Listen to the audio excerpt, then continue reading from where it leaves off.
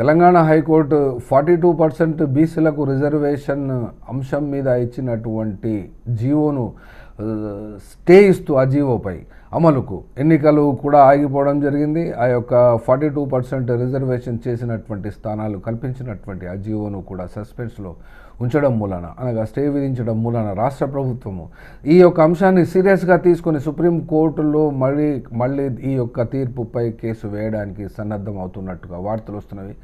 అయితే ఇక్కడ మట్టుకి హైకోర్టులో వాదించినటువంటి ప్రఖ్యాత మరియు సుప్రీంకోర్టు అడ్వకేట్ అభిషేక్ మను సింఘ్వియే ఇక్కడ ఈ యొక్క కేసును వాదించినప్పుడు రాష్ట్ర ప్రభుత్వం తరఫున మరి ఇప్పుడు సుప్రీంకోర్టులో వేయబోయేటువంటి అడ్వకేట్స్ ఎవరు ఏంటనే విషయాన్ని కూడా ఇక్కడ గమనించి ఎలాంటి తీర్పు రాబోతుంది సుప్రీంకోర్టు అంటే ఈ హైకోర్టు కంటే సుప్రీంకోర్టు ఇంకా కఠినంగా ఉంటుంది, అగ్రవర్ణాలకు కేంద్రంగా ఉంది, బ్రాహ్మణ్ జడ్జీలకు అది కేంద్రంగా ఉంది. కాబట్టి అక్కడ ఎలా ఉంటుందో గ్యారంటీ అయితే ఏ కోర్టుల పరిస్థితి చెప్పడానికి వీలు లేదు. ఎందుకంటే అందులోపట నియమించబడుతున్నటువంటి వాళ్ళ యొక్క ఆలోచనల గురించి మాట్లాడాల్సి వస్తుంది, కానీ కోర్టు అనడానికి లేదు.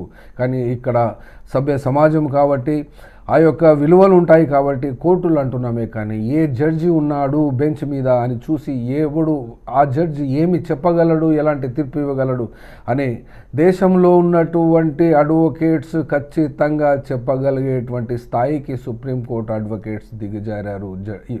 ఈ యొక్క జస్టిసెస్ కూడా దిగజారారు.